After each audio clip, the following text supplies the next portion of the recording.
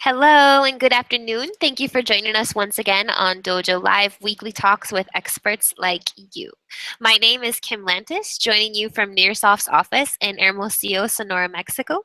And please welcome my fellow Nearsoftians, Carlos Ponce in Mexico Hello. City, home office there. And then also Claudio Cosio. Claudio is actually in the Mexico City office, Nearsoft. Not there very often, he travels a lot. How are you doing, Claudio? I'm doing fine, Kim. Good, good.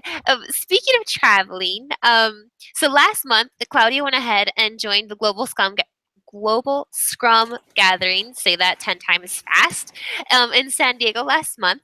And perhaps if you tune into Dojo Live often, you may recall one of our guest speakers, Thor Neeb, who was also, I think, a keynote speaker um, at the Scrum Gathering, which basically focuses on agile practices. And while he was there, he met today's guest speakers, Scrum Masters Elaine Bulloch and Stephanie Bryant. Hi, girls. Hello. Hi. Hi, welcome, Masters. So, Elaine, Stephanie, or Claudio, I don't know which one of you, please tell us about how you met and a bit more about yourselves as we get started today. Welcome to Dojo Live. Okay, thank you very much, Kim. But I'll leave the mic for Elaine and then Stephanie. So you want to go? Give it a go. Sure. Yeah. Thank you, Claudio, and thank you, Kim. It's really great to be here. Yeah, I was literally just taking a little bit of a break from all the crowd coming in and out of presentations, and popped into one of the almost one of the lounge rooms as I was checking out some of the visual graphics of our graphics recorder. We had a resident artist there at the Scrum Gathering, Stuart Young, who was able to create some graphics that were live throughout the event that were just so engaging that you had to walk up to them and really, really look at them. And I was in the midst of doing this in one of the lounges while I met Claudio. He just caught my attention, said hello, was very friendly, introduced himself, and told me all about Dojo Live and whether or not I'd like to be a part of this broadcast. So I'm really happy to be here today. Perfect. Thank you. How about you, Stephanie? I think I just walked up to Claudio and had him tell me about his software that you guys are developing. So it was very very informal, just getting a demo and everything, and it was really nice to chat with you there at the conference. Perfect. Was that software the retrospective software by chance? Yes. Yeah. Okay, yeah. Great. So today, that's actually what the talk is titled today, is Retrospectives of the Scrum Gathering. But before we get into that, I think it would be good for, perhaps we have some viewers who aren't so familiar with what Scrum is or what the Scrum Gathering is all about. So I don't know if either one of you Scrum Masters would like to give it a shot and tell us about Scrum.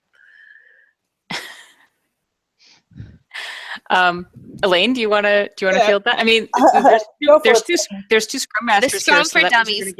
You're gonna get two answers, right? Okay. Well, then take your turn, and then Elaine will follow.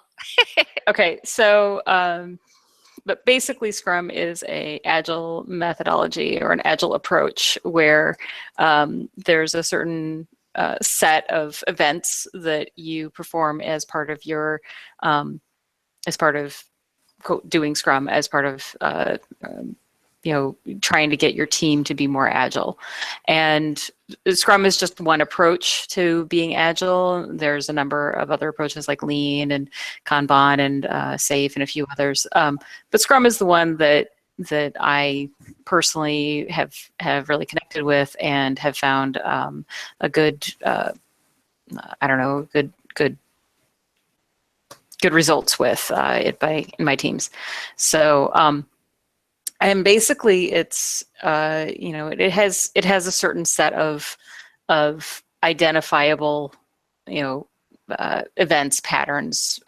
They call them ceremonies in some places, and those activities, you have your planning, you have your daily stand-up. Probably the daily stand-up's the one that most people are most familiar with. You have a demo, you have a retrospective, and all of those things are geared towards making the team more flexible, more agile, more productive, and so forth. So I guess that's a quick and dirty description. Thank you. How about you, Elaine? Yeah, Stephanie said it well. It's basically a framework or a methodology in which development teams work in short iterations with some primary roles, one being a product owner, another being a Scrum Master, kind of like a coach to the process and the teamwork that the team is achieving. We work in short iterations towards small goals, and being able to try to really work very quickly and give just what is needed to fulfill a potentially shippable increment, so that we're just constantly building increments of pieces of product at one time, and doing it over the course of time allows us to use this cycle that is repetitive and rhythmic to learn from and be have better quality, more sustainability for the engineers involved, and give a better product overall that is closer to what is targeted for consumers to actually consume, and be useful than having a very long stretched out requirements silo up front and then a long development cycle until the end. So it gives us better predictability, and it allows us to pivot and change to environments that are also, it gives us teams the availability to really adapt to change more frequently than they would be if they were on a really long cycle and then have to change. Perfect. Thank you. So this year's Global Scrum Gathering was gathering number. Do you guys know? You don't know? I don't. Yeah. For you, was it your first? The first? It was my first. Okay. Yeah. And Elaine? Let's see. This was my third, actually. I was a speaker at international gathering in Barcelona in 2012. I did a Lego exercise, which for those of you who are familiar with Scrum, when you're first starting, Lego is a good analogy in order to build iteratively, and we use Legos to do that. I did an exercise around that in 2012 in Barcelona. That was my first Scrum gathering, and I loved it. I was just like, I couldn't believe how great the community was there. In 2013, I went to Las Vegas, but I haven't been to one since. So just coming to San Diego in 2017 and seeing the amazing growth and professionalism that the conference itself had, I was really blown away by it. So it was really a fun experience for me to see that. Very cool. And Claudio, how many gatherings have you participated No, it was my first one as well. Okay. Very So good. yeah, so I was a newbie there, and I was really impressed with how the evolution of it, and like DevOps is another trend that is happening, and that we saw people talking a lot about it there, as well as Lean. Yeah, so it was a good experience, and sunny San Diego can beat that venue. Sure. So my understanding is, and one of the tools that Nearsoft is building and offers is the Retrospectives tool. So retrospective, a very important part of the Scrum process. And my understanding is this includes 3 kind of main questions or points for discussion with your team. And those questions are: what went well, what went wrong, and what could we do differently to improve, correct? Pretty standard questions? That's pretty standard, yeah. So let's do it. Give us your retrospectives of the 2017 Scrum Gathering, starting with what went well. Elaine, you want to take it away first? Sure. Let's see. Yeah, I mentioned just how well organized everything was. Attendees were given really good prep things to think about and a program in order to kind of get the most out of the conference itself. We were given tips and little insights into how we could make the most of things there. Just having everything be organized into an app, because we're also phone-centric now, was really wonderful, because it allowed us to create our own agenda and schedule that I really relied on, because the layout the conference was long and large, and so it was nice being able to just kind of plan ahead and have that plan come up in reminders and notifications and so on. So that was really great, and I would have to say just the level of sessions, just the amount of sessions that looked very interesting and intriguing to me, it was hard to decide, and that may go into another part of the retrospective that I'll save. But that's a good problem to have when you have so many interesting sessions. It was being able to just focus in on figuring out what to attend. I didn't regret attending any of the sessions that I did attend. Did you have a favorite? Oh gosh, that's great. I'll say that I was really pleasantly surprised by the open space session day on day 2, and the organization and thought that went into putting that into day 2 of the event. I thought was brilliant because typically, I'll just say sometimes you have low expectations around open space sessions, but this blew me away. Everyone had really great topics, and each topic that I went to was very well attended and really well engaged. So I love that. Perfect. How about you, Stephanie? What went well? What went well? For me, what went well, or I guess the highlights were, I met tons of incredibly interesting and very helpful people. So I went to, so I signed up for the Scrum gathering, and while I was signing up for it, I got an email that I thought, it was on my phone. I was like, I'll look at that when I'm done signing up. This was back in February. And when I was done signing up and had paid for this conference, which was not cheap, I had to pay for it myself. My employer, I knew it wasn't going to pay for it. So after I did that, I opened up my email and found out that I was out of a job in a week. So, so for me, going to the Scrum gathering, I had a goal of, make contacts, see if anybody's hiring, get career advice, and so on and so forth.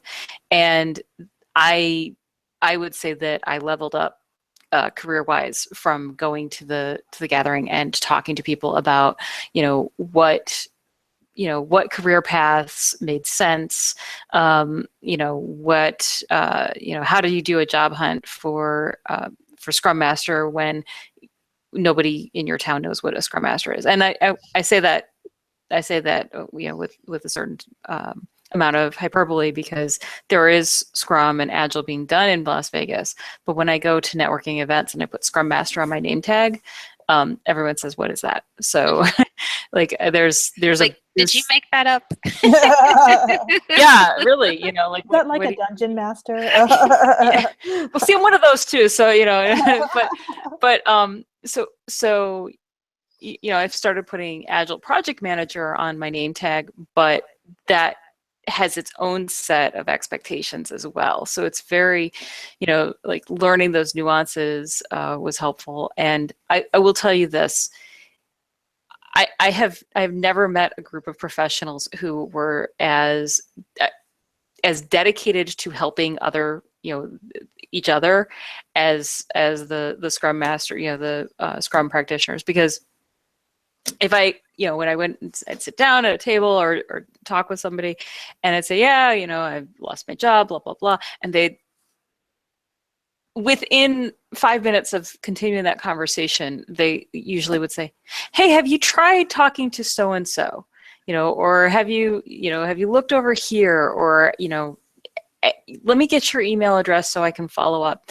Let me connect with you on LinkedIn." It's almost as if me not having a job is an obstacle that I've expressed to them, and this is a group of professional obstacle removers. So it was very gratifying to meet some really wonderful people. To be an obstacle remover is exactly one of the roles of a Scrum Master, correct? Yes, it is. Yes. It is absolutely. In fact, I'd say it's probably their most important role.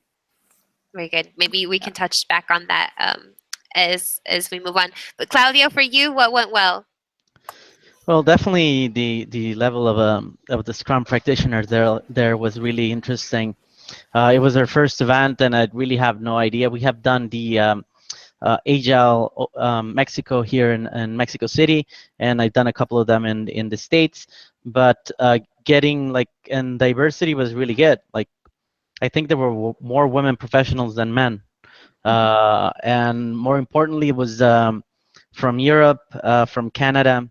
I met some people from all the way from Sweden, from the aerospace agency in Europe as well. So yeah, it was like the diversity was really good. I think that was really outstanding, and that really enriches the experience for everyone. I have to double down on the open space, like the and it was a good problem to have, like Elaine said.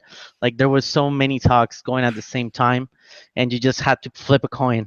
Mhm. And but it was even if it's heads or tails, you would go there and you will see 6 to 8 people with a ton of experience in just exchanging ideas and just providing a real clear perspective on what's coming for Scrum. And I think it's alive and kicking. Um, Even though there's a lot of talk about now DevOps getting into the game, into the industry, but I think the doing retrospectives, doing your dailies, being professional, being clear about how you're communicating, installing those processes. I think those are the best things that any framework can use and will rely on from here on. But I think yeah, the level of professionalism was really great. It was spread out, but I think that helps in itself because it gives you space and also well you let serendipity uh, creates those spaces, and that's how I met Elaine, Mhm. just gazing at the visuals. Stephanie. Um, and so yeah, so I think those were two things that I really stand out about the San Diego event, and well, being sunny and not warm but being sunny, and in San Diego was another great thing. See, that's the second time he's mentioned that, folks. I think Claudia wants to be moving to San Diego soon. Well, it's close to home, right? I'm from Tijuana, so I'm from the other side of the border, so Is it it's sunny in Tijuana also? it's sunny and warm as well. Very good. So anything else about what went well before we move on to the 10, 10, 10, 10? What went Oh, wrong? No, no, no. Just one last thing. Like the amount of feedback we got there about our add-ons for Confluence and the estimates plugging as well was really great. Like everybody had, like Stephanie said, something to add. It's like, Mhm. okay, have you thought about this? Have you talked to this other person? Maybe you should talk to. It was the amount of I think it was it was high quality networking, and also like and for us that we were there to get feedback from Scrum masters and Scrum practitioners was really great. Like the feedback was really straightforward, and just touching on the pain points that we're missing and how can we improve. So I think that was just the last thing to add. Perfect. Thank you. I'd actually like to add something which had to do with the program tracks. So, open session, obviously, they didn't have a lot of control over what got put at what time, but during the regular program tracks, one of the things I noticed as I was planning my schedule, um, there were very few cases where there were a lot of cases where I wanted to go to two places at the same time.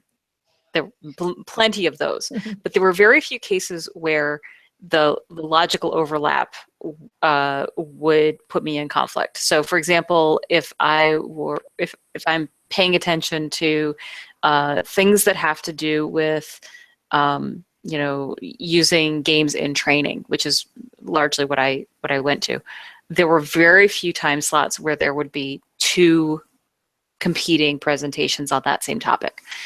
So that was very well done. And I mean, I know from scheduling, events like that, very hard to do. So big props to the organizers for that. Very cool. So if you went with a theme or a goal in mind, you were pretty much able to follow through and hit everything that applied to that goal. Yeah. Really cool. All right. Chin, chin, chin, chin, chin. What went wrong? This is where it gets interesting. Just like it does in a real life retrospective, right? Yeah. So, yeah, yeah. so what is, before we move on, in a real life retrospective, when you and your team come up to the what went wrong section, what are the guidelines? How do we go about talking about this in a retrospective? Stephanie. So I will focus not on like what went wrong in terms of like what the gathering could have done better or what the organizers could have done better, because I don't really feel like that's I don't feel like that's really my place or that it's productive. Also, I don't really feel like they could have done much better. They did an amazing job, but I'll focus on like personal retrospective here. And as a new attendee who was there with a agenda, which was do networking and figure out my career path, there were a few things that I could have done better, and they mostly had to do with prep. So I got there and I was not as well prepared as I thought I would be for just organizing my day and making sure that I was getting the most out of my experience. I wanted to go to all these panels, all these talks and everything, and that was high priority. But I needed to build in a little bit more buffer time so that I would have time for the very important networking in the evenings too. So I ended up just running myself ragged by trying to do all of it. And that, for me, like personal retrospective, there's a little too much. I would have been perfectly fine if there had been one more day and the same amount of stuff. It's like going to Disneyland. Yeah, but from 7 a.m. until 9 o'clock at night, it's a very long day. It is. Elaine, if you wanted to talk about what went wrong during this, or again from your personal perspective, but also if we were going to be doing the what went wrong section in a real life retrospective with the team, what would you want to keep in mind first, or what's the best way to manage this portion of a retrospective?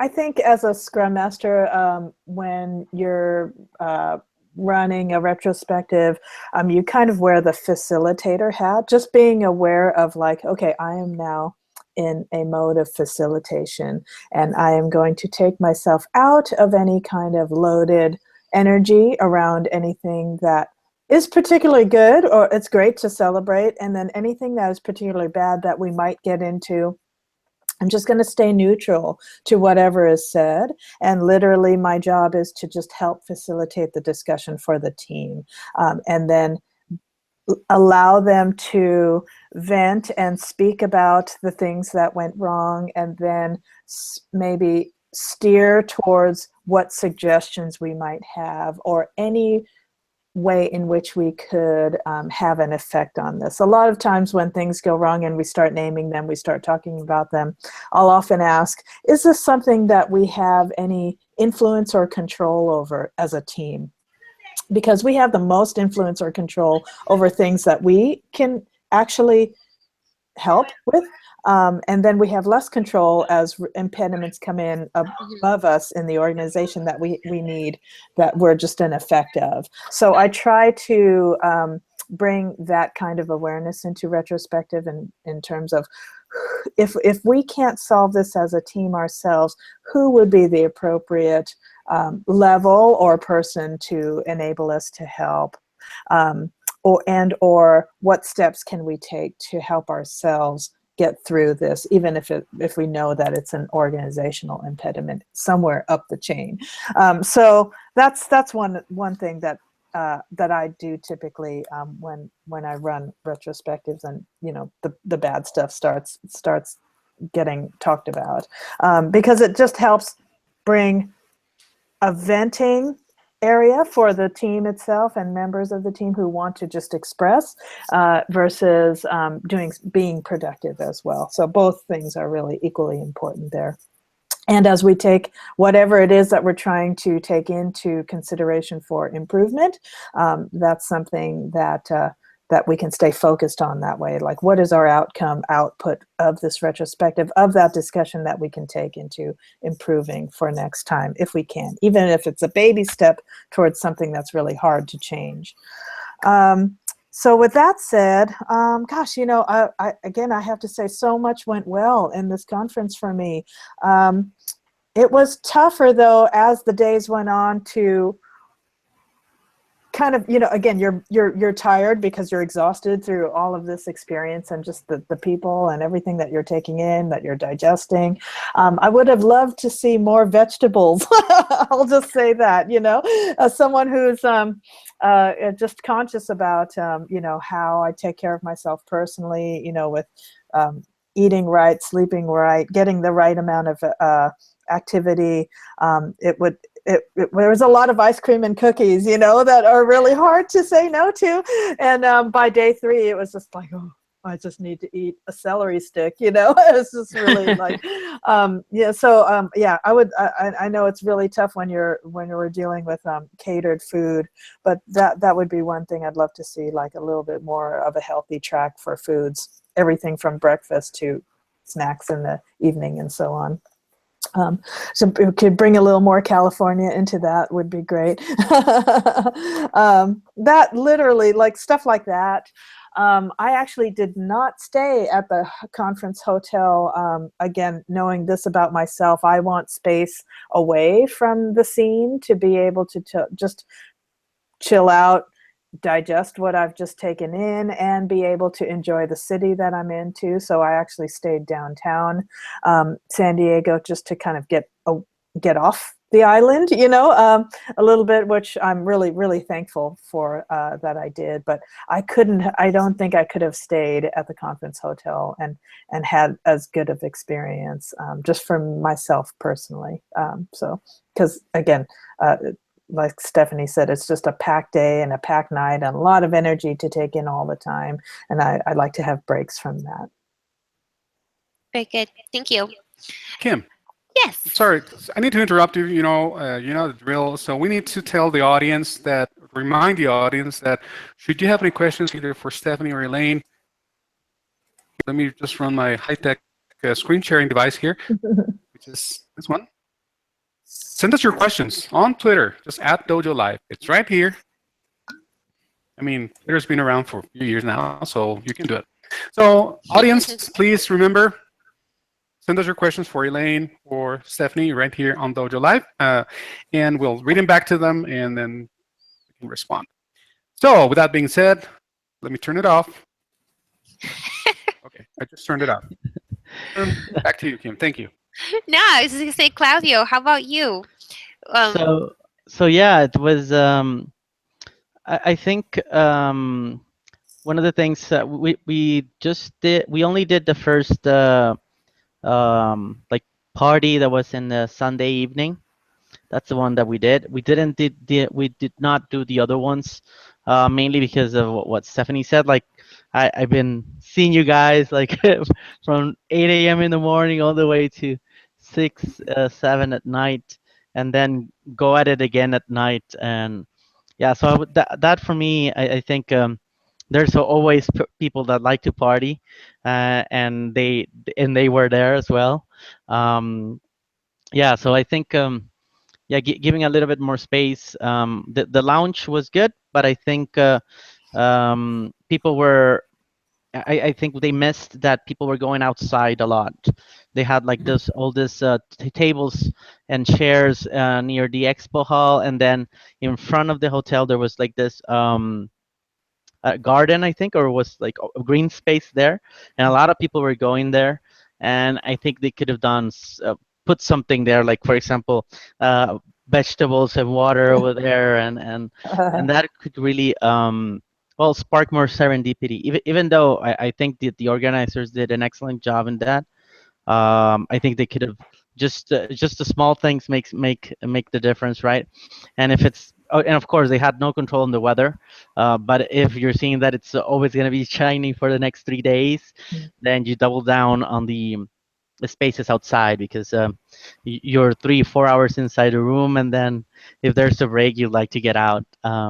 So I think that was one of the things that I think they could have improved, but they did an excellent job. Other than that, maybe the for us that were part of the sponsors there, maybe the expo hall was not as good as other conferences, because we were not there was not a lot of foot traffic, and the only foot traffic that we got was when there was the breakfast and lunch sessions. That there was a lot of people there, but at the end of the day, you're there, you're having your food, and then you're going outside because that's where the sun is, and you're having um, your iced tea or water or lemonade or Coke or whatever beverage of choice, and you're outside.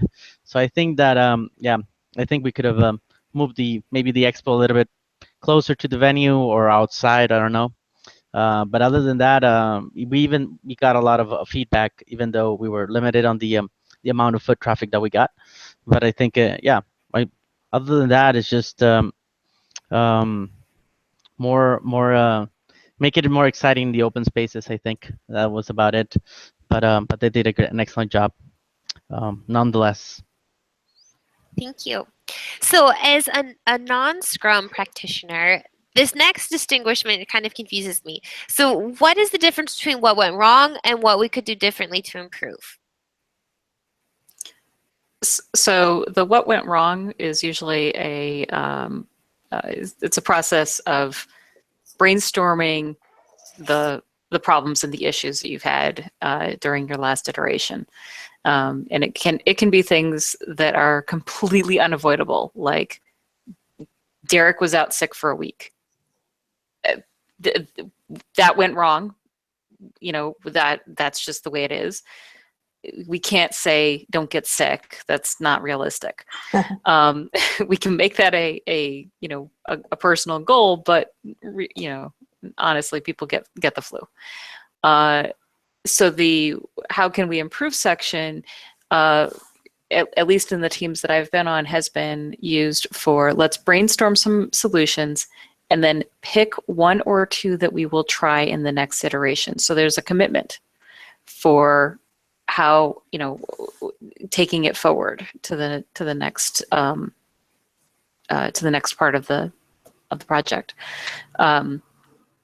So that's a distinction, because we can talk about problems all day, but if you don't come up with solutions, then nobody really wants to hear it. No, that's a really, really good answer. Thank you. Elaine, did you have anything to add to that? No, not at all. As Stephanie said it really well. It's just a matter of raw material of what went wrong. It helps to hear from everyone so that, we may all be aware of the things that went wrong for different people.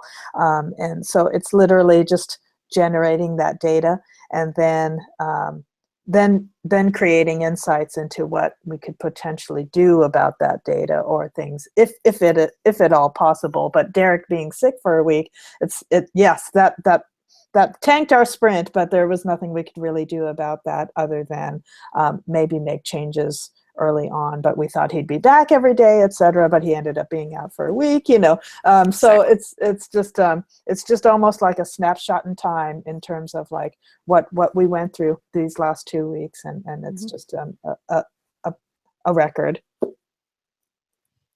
Very cool. So what solutions might we suggest for ourselves, for the next Scrum gathering, or for the organizers? Gosh, I thought Claudio said it great. Yeah, I didn't even think about the open space outside or, the available space. But again, as the conference went on, people were gathering outside, trying to get outside. And it was great that our food happened to be outside. So we were forced to go outside for meal times and whatnot. But yeah, I like that. I'll plus one that idea about putting some stuff out there. That's a good idea.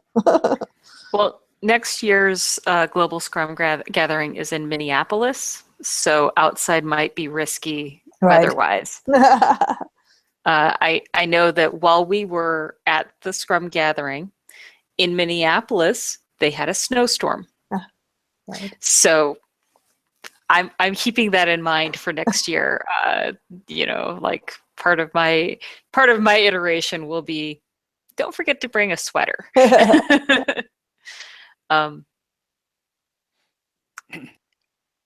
Yeah, I think for my personal, things that went wrong and whatnot, I would probably, and if I were the organizers, maybe this is something that I would do. Although they had an orientation the first day, like it was on Sunday evening, and it was right before the happy hour event, so it was well timed. And they went through what was available. They talked about the app. They talked about panels that, kind of must see, and they answered a lot of questions. I thought that was incredibly helpful and very useful.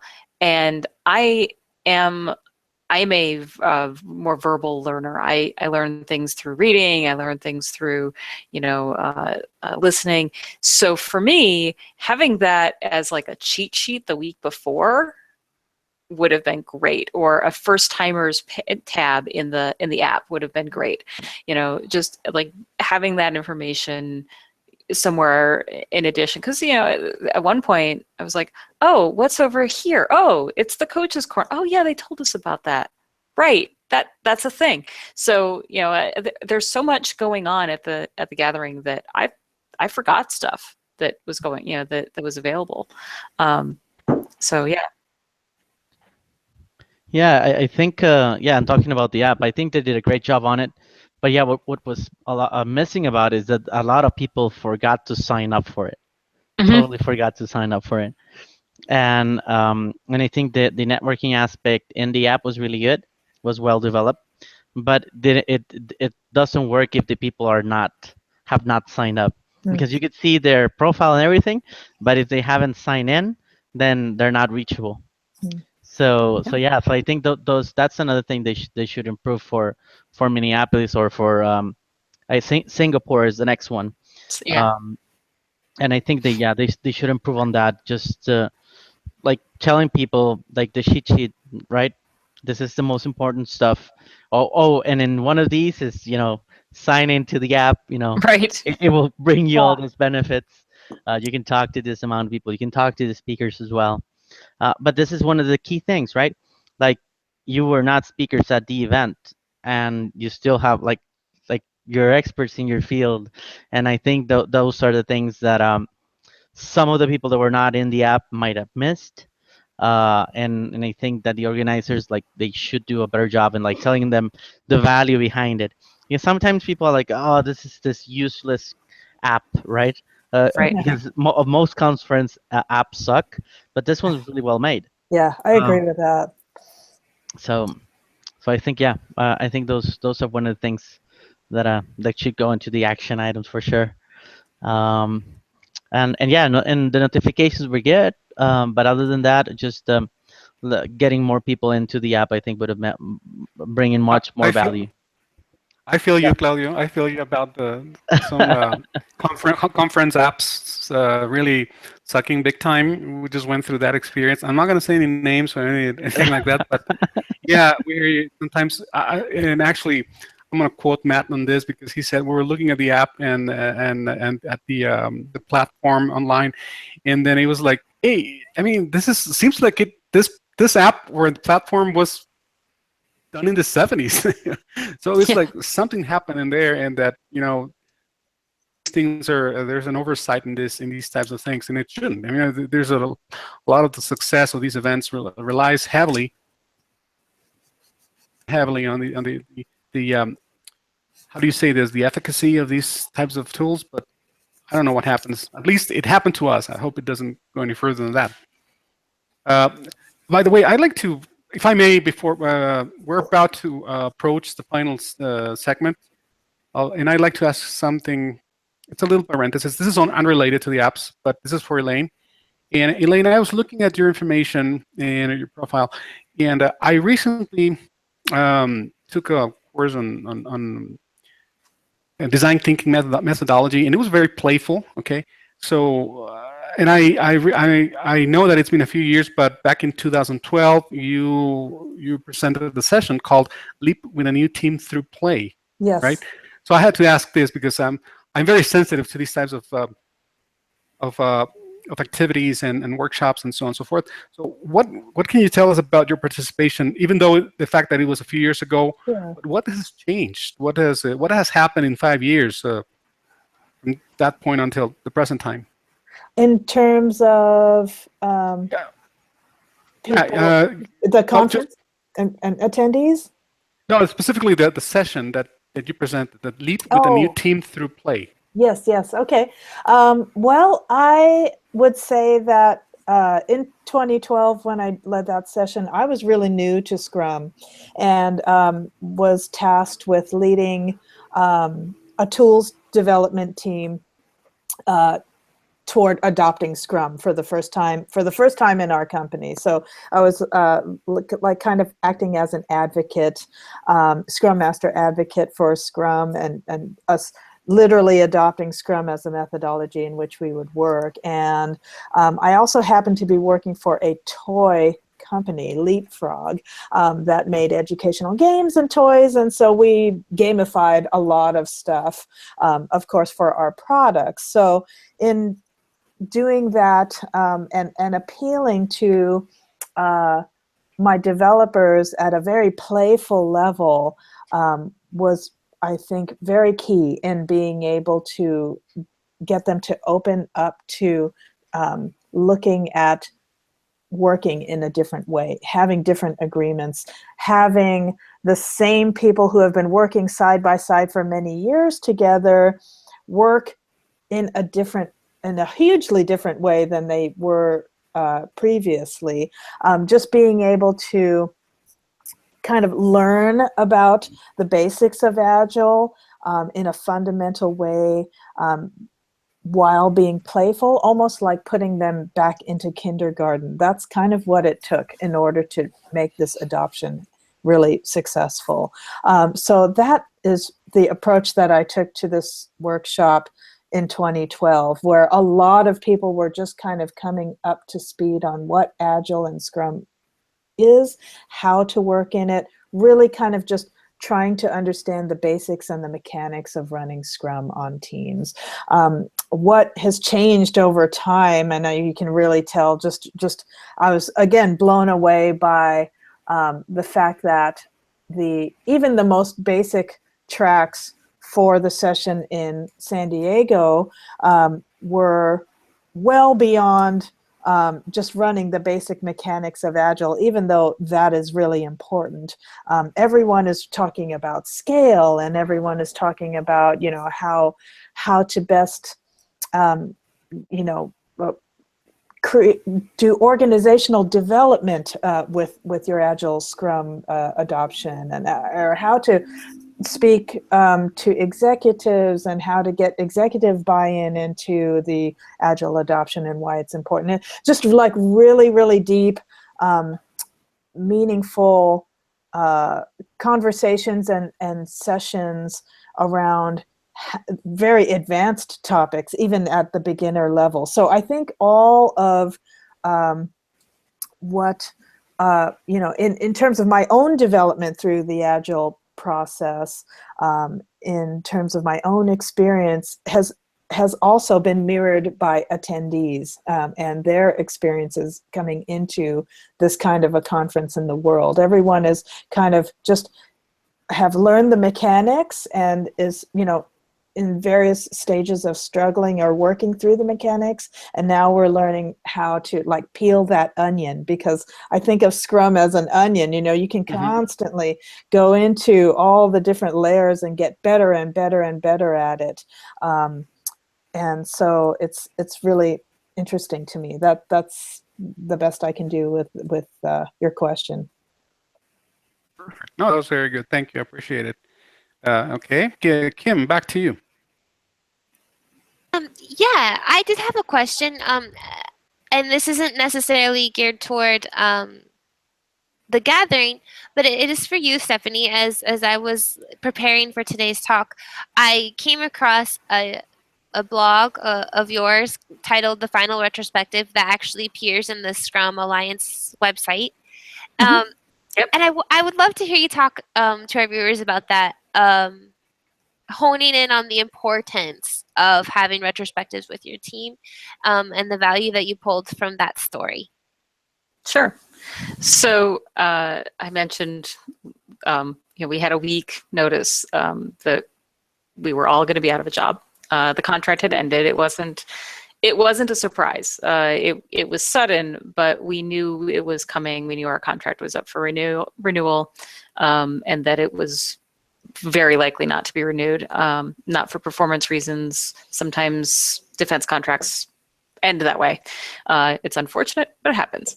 And when we got the notice, my boss was pretty upset, and he said, "You should just cancel all the meetings next week." We only had 1 week left, right? And it's true we didn't need to do the planning meeting because it was only going to be half a sprint, even if we were doing any work, and we really weren't going to be furthering development. Our goals at that point became, clean up anything that is still pending, fix anything that's a bug that went out, slipped through last time, and return our laptops and our security cards and all the little paperwork stuff. So we didn't need to do planning, but I lobbied in favor of still doing daily stand-ups just to check in with the team, just to see if everybody's on track and getting stuff off their laptops that they need and so forth. And I lobbied pretty hard to have the retrospective. And this is the subject of the article that I wrote for the Scrum Alliance website, which is that we sat down, we were all like, I'm sure everybody has lost a job abruptly at some point in their lives. And you have that punched in the gut feeling of, all the worry and the stress of I'm now out of work, but also that feeling like it's almost like you've been betrayed, even though it's business, right? And what do you do now? And and some people will react to that with they'll get a little depressed, or they'll like get clingy with their soon-to-be former coworkers. I had a job that was an absolutely dreadful job, and when the company laid everybody off, everybody was crying, and I'm looking around at these people. I'm like, you all hated each other. Why are you crying?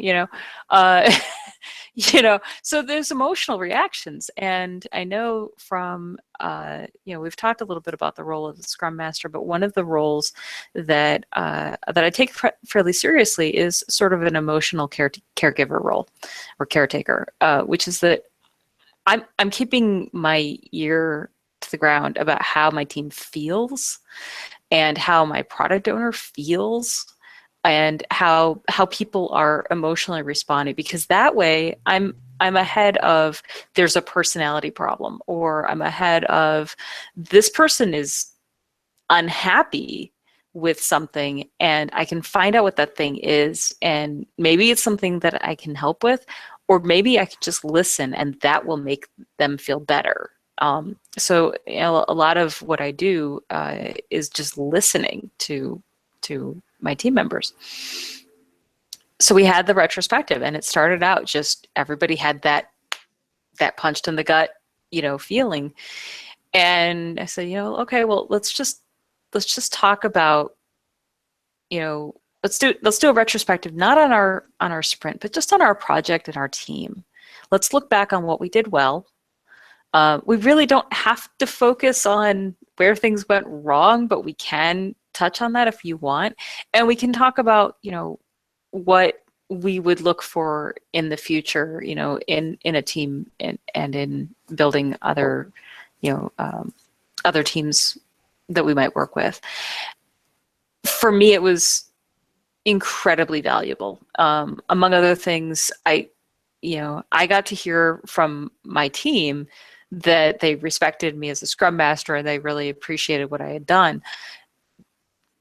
You don't always get that. You see it in kind of indirectly, because the team is more efficient, the estimates are better and things like that. The team works better together. So you see that because you're paying attention to it, but you rarely get somebody just turning to you and saying, yeah, Stephanie, you really pulled us together as a team.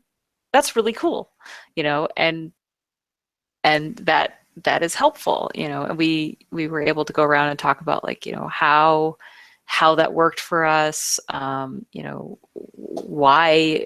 it worked, what the changes were that we could identify that we really liked.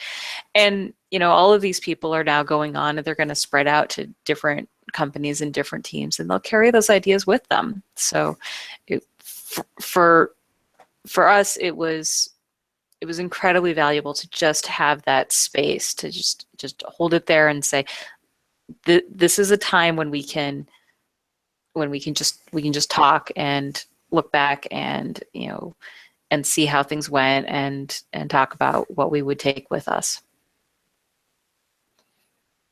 Very cool. I think the idea, like a retrospective, is always setting the stage for the next phase, even if that phase isn't necessarily what you had anticipated or hoped it to be. It served its purpose, and there's value there. That is a very articulate way of putting that. Yes. Very cool. Thank you so much for sharing with us that intimate and extremely personal experience. But I did get a chance to read that, and I'm very thankful for you for sharing, because it really hones in on just that importance, I think, of having those retrospectives with your team. Thank you.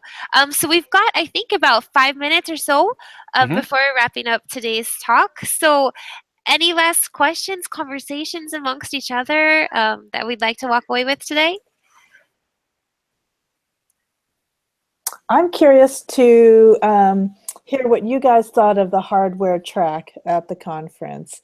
I was really pleased to see it and to see the sessions that came out of it. Again, that was a part of what really surprised me as well. Just hearing about hardware companies that are using Agile really throughout their development cycles and so on. Just curious what you guys thought of that, if you were able to catch any of that.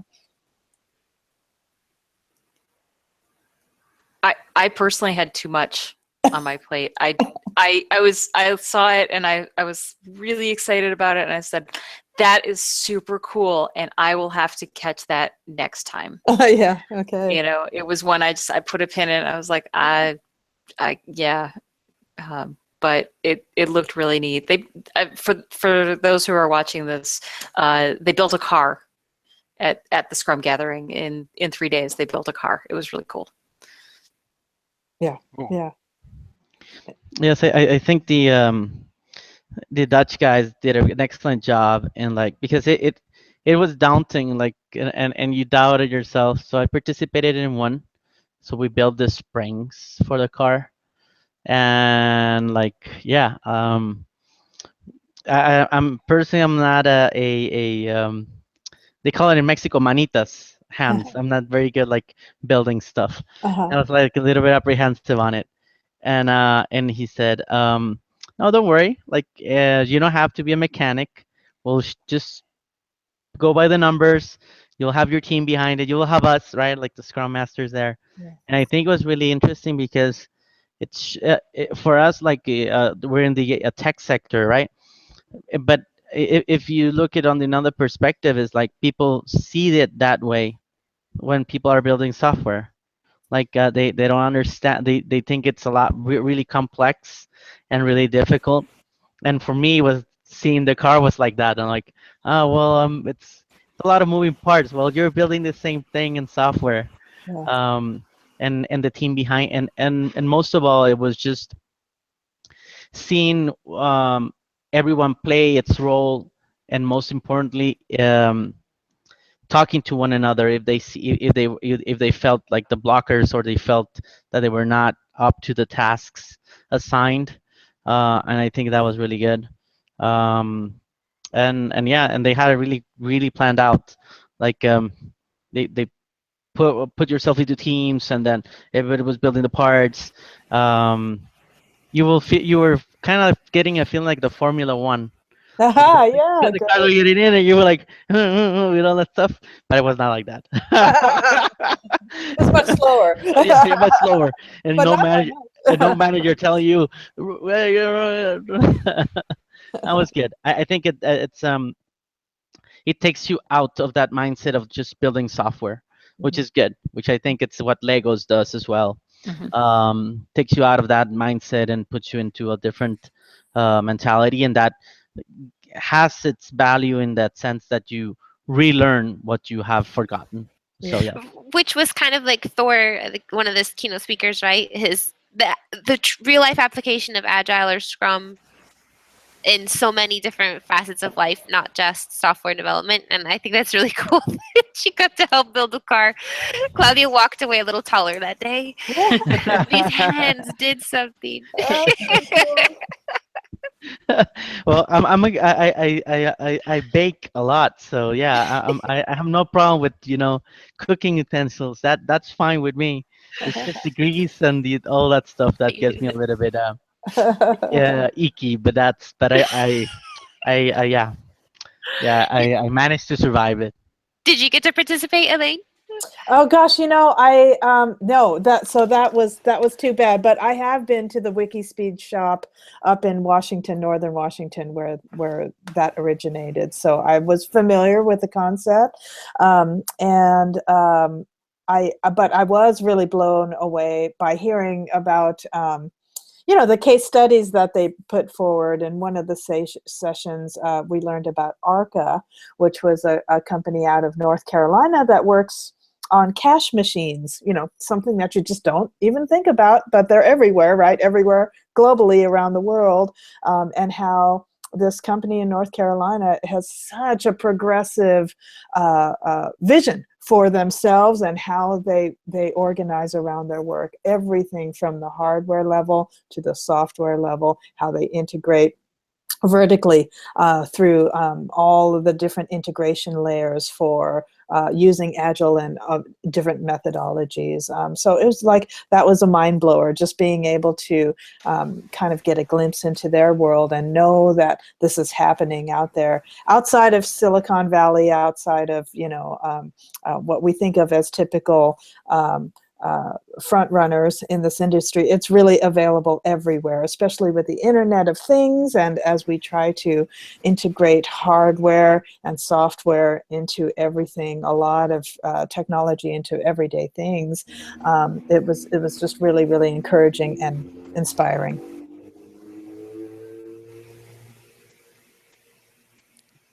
All right. Kim? No, I was just gonna say, I think that's taking us to the final minute of our hour. But Elaine, Stephanie, thank you so much for going through this retrospective with us. It's been a pleasure to meet you. I'm sure Claudio will be continuing to be in touch with you all. And all I can say is, cool. Keep doing what you're doing. And of course, if anyone's interested in checking out some of the tools that Nearsoft has to offer for Scrum related things, where would they go, Claudio? Yeah, it's softwaredevtools.com. That's the site, and then they will have all the tools right there. Perfect. All right. Well, thank you again so much, and the best of luck to both of you, Elaine and Stephanie. And we'll be seeing the rest of you next week on Dojo Live. Thank you for Claudio. having Thank you, us. Carlos. Thank you so Thank much. you, Stephanie. Thank Thank you so much, Thank everyone. you, Lane. Bye. Bye-bye.